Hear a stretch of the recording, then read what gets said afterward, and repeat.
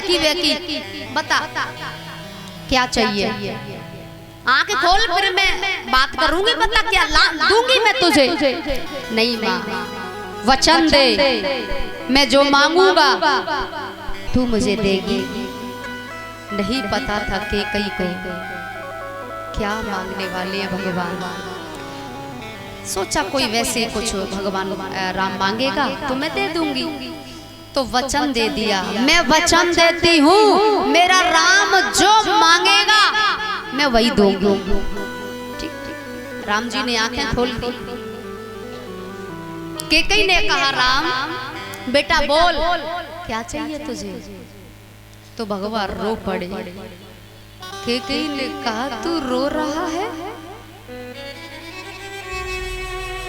तेरी माँ से कोई गलती बन गई? ना ना ना माँ, कोई गलती नहीं है। तो राम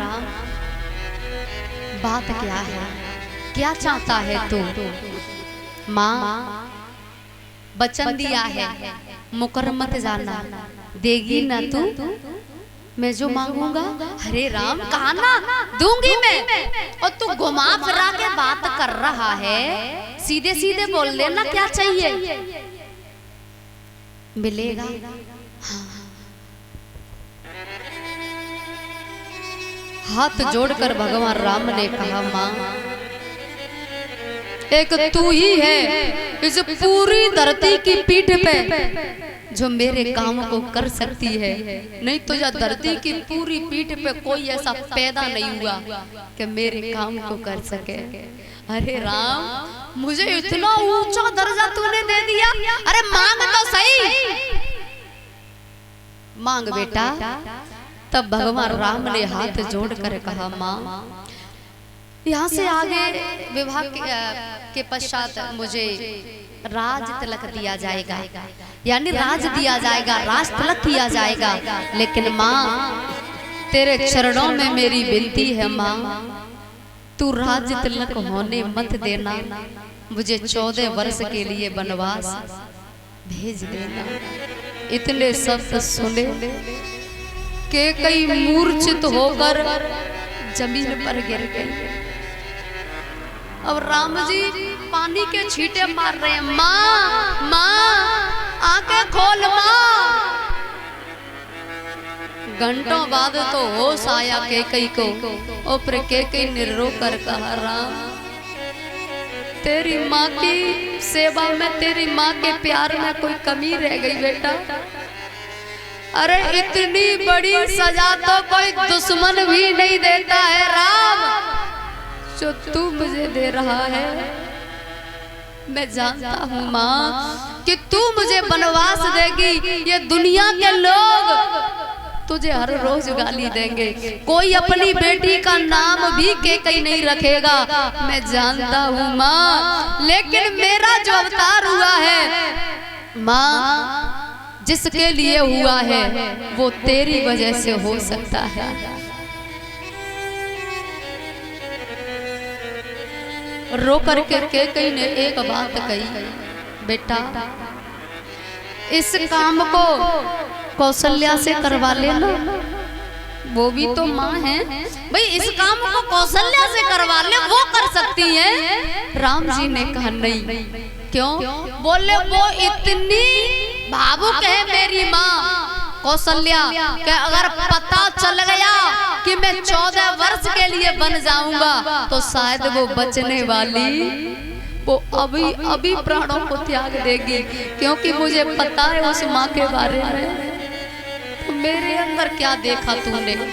राम जी ने कहा, मैं जानता हूँ आपके प्रताप को, मैं जानता हूँ। अरे जो माँ रण में मेरे पिता के साथ युद्ध कर सकती है और रथ के पहिए में से धुरी निकल जाए तो अपनी उंगली लगाकर अरे मेरे पिता को विजय दिला सकती है, ऐसी छत्राणी माँ मेरे पिता को, मेरे पिता के प्राणों को भी बचाया और साथ युद्ध किया, तो मुझे पूरा भरोसा है कि तुम इस काम को कर सकती हो।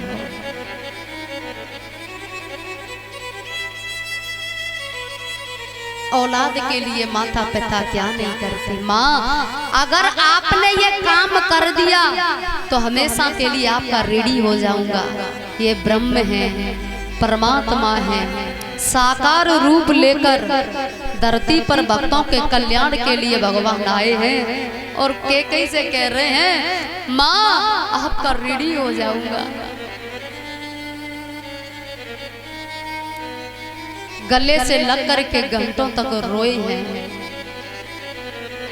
कैकेयी ने फिर बाद में कहा ठीक है मैं दिल पर पत्थर रख लूंगी और तेरा काम कर दूंगी, तुझे 14 वर्ष के लिए वनवास भेज दूंगी। लेकिन राम मेरे बेटा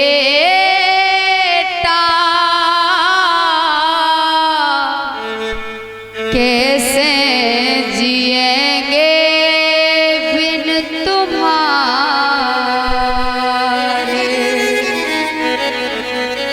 हम कैसे जिएंगे।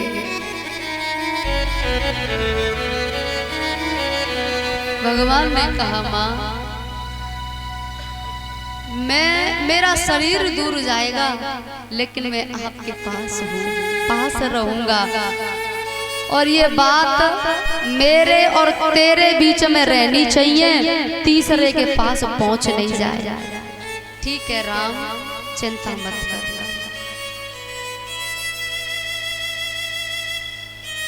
लेकिन कौन ऐसी माँ है साहब जो दुखी नहीं होगी। पढ़ने के लिए कुछ वर्ष के लिए बाहर बच्चा चला जाए तो बहुत रोती है, और 14 वर्ष के लिए जिसका बेटा जाए वो बेटा जिसे अनन्य प्रेम करती हो वो माँ ऐसा संस्कारी, तो रोना तो आता है। धीरे धीरे थोड़ा और समय बीतता है और इधर विश्वामित्र महामुनि ज्ञानी, बक्सर में विश्वामित्र जी रहते हैं और जब भी कोई यज्ञ करते हैं उस यज्ञ को मारीच स्वभाव नष्ट कर देते हैं। और इन्हें पता है कि नारायण का अवतार हो चुका है अयोध्या में दशरथ के यहाँ।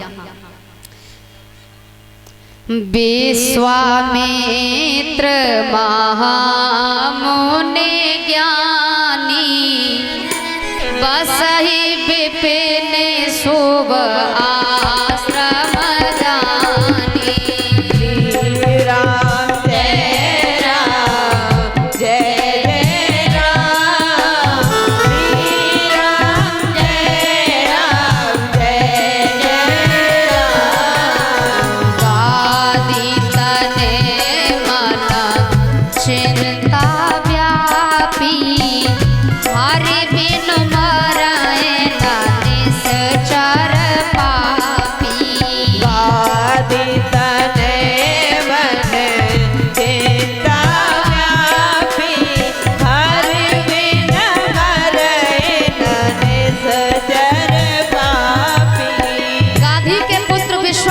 चिंता हुई बिना हरि के इनका वध नहीं होगा, इसलिए मुझे अब अयोध्या चलना चाहिए। अयोध्या आए हैं, दशरथ महाराज को पता चला, आसन पर बैठा के पूजा की है और क्या किया है, चरण पखार की नयति पूजा वो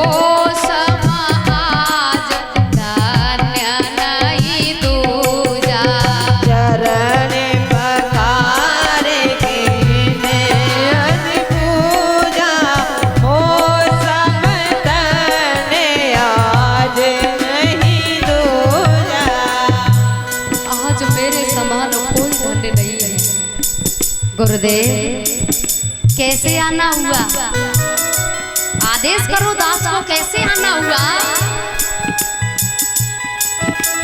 तो विश्वामित्र जी कहते हैं राजन, असुर समूह सदा